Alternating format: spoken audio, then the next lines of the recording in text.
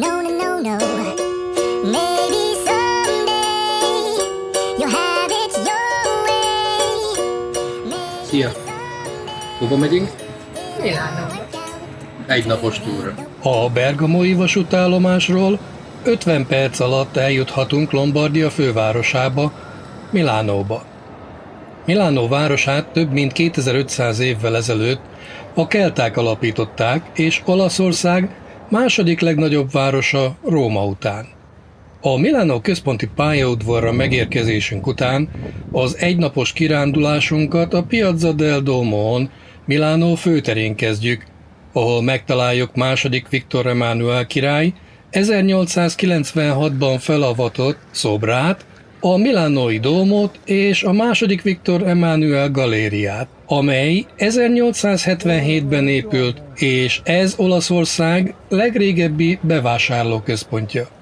Mivel nem vettünk online jegyet, a katedrális meglátogatásához első utunk a jegyirodához vezetett, ahol 25 euróért lehet fejenként jegyet venni, ha fel akarsz menni a katedrális tetejére, és ha meg akarod nézni a múzeumot is.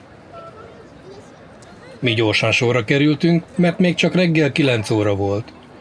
A jegy az azon feltüntetett időpontra érvényes, ezért egy gyors biztonsági ellenőrzés után megcsodálhattuk az igazán monumentális építményt, amelynek építése 1386-ban kezdődött, és az utolsó részletei csak 1965-ben készültek el.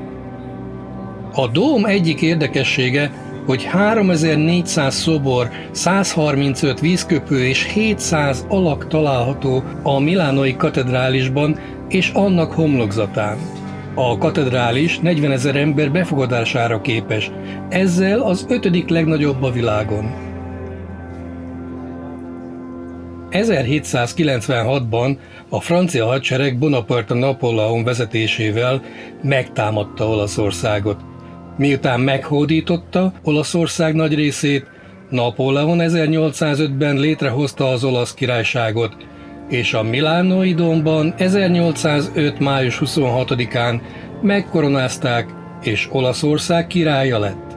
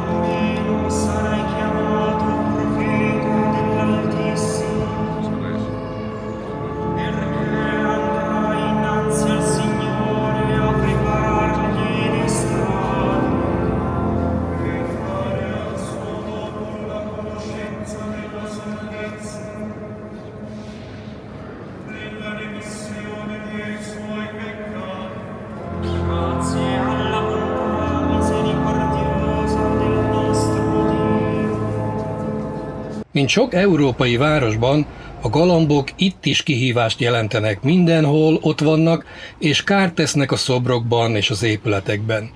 Ennek ellenére II. Viktor Emánuel király szobra tiszta azért, mert alacsony elektromos áramot vezettek a szoborba, ami távol tartja a madarakat. A város a világ 4 divat fővárosának egyike, Párizs, New York és London mellett. Itt van a világ egyik legrégebbibb bevásárló árkádja, ahol olyan divatos márkákkal találkozhatunk, mint az Armani, a Dolce & Gabbana, a Gucci, a Prada és a Versace. A galéria valamennyi helyiségében az eredeti tervnek megfelelően fekete alapon retro aranybetűkkel kell kiírni az üzletneveket. A padlózaton számos mozaik látható, de a leghíresebb Torino címerének mozaikja, melyen egy bika alakja látható. A legenda szerint, ha 3-szor megpörögsz a bika heréjén a sarkadon, akkor 1 évig szerencsés leszel. Hát nekünk sem árt egy kis szerencse, és itt egy adag olasz fagylalatot is elfogyasztottunk.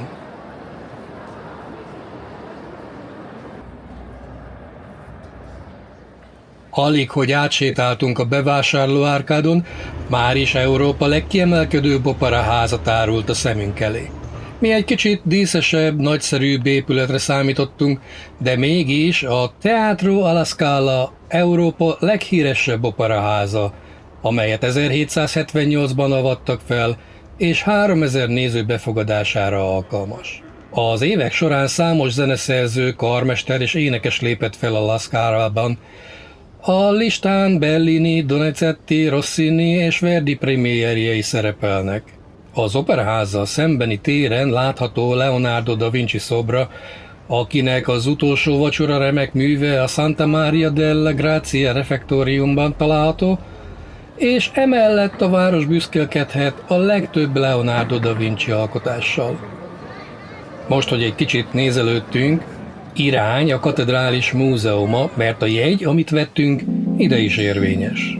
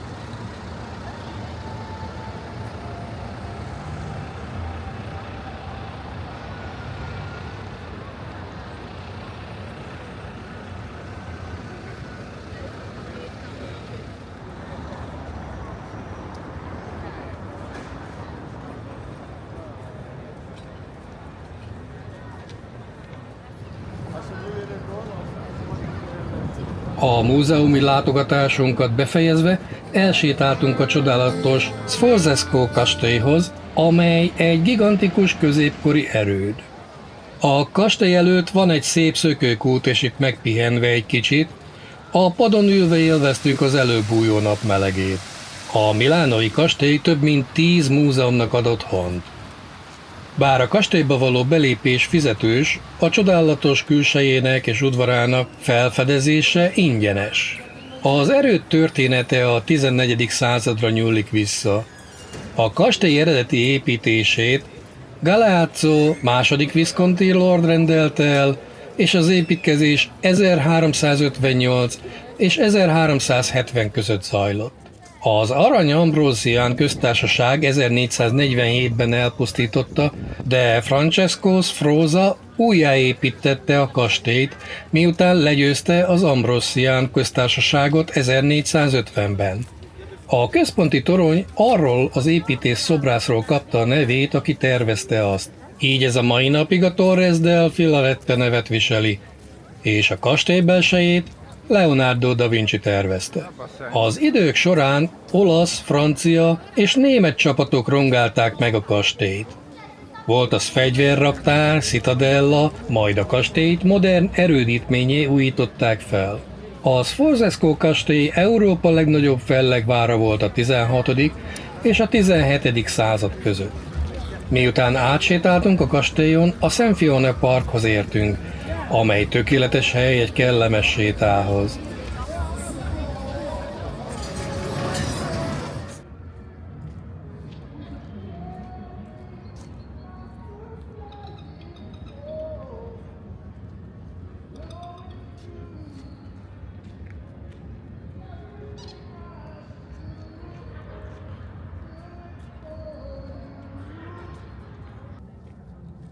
A parkon át eljutottunk a diadalívhez, amelynek építését Bonaparte Napóleon rendelte el, miután 1805-ben meghódította Észak-Olaszországot. Azonban az építkezés befejezése előtt Napóleon 1814-ben lemondott Olaszország trónjáról, és az osztrák csapatok 1814. április 28-án bevették Milánót. Ezután a békeévet az osztrákok fejezték be 1838-ban. Az árcs tetején lévő szobrok eredetileg Franciaországgal néztek szembe, de az osztrákok 180 fokkal elfordították őket, hogy hátat fordítsanak Franciaországnak, és ezzel gúnyolták ki Napóleont és Franciaországot. A lombardiai fővárosban található Európa egyik legrégebbi és legjobban megtervezett villamosrendszere. Az első villamosokat 1881-ben vezették be a városban, és lóhajtásúak voltak. Mi is felültünk az egyik régi villamosra, és valahol a külvárosban szálltunk le. Itt rátaláltunk egy étteremre, ahol igazi, olaszos, grillezett sonkát ettünk, kemencében sült krumplival. Ez volt az egyik fénypontja az útnak, nagyon jól esett és igazán finom volt. Bár Milánó Olaszország leggazdagabb városa, és az utazók számára ez egy dolgot jelent, a város meglehetősen drága, mégis megérte Bergamóból eljönni. Ha tetszett a videóm, tartsatok velem legközelebb is. Sziasztok! Thay vì mày cái này là long detection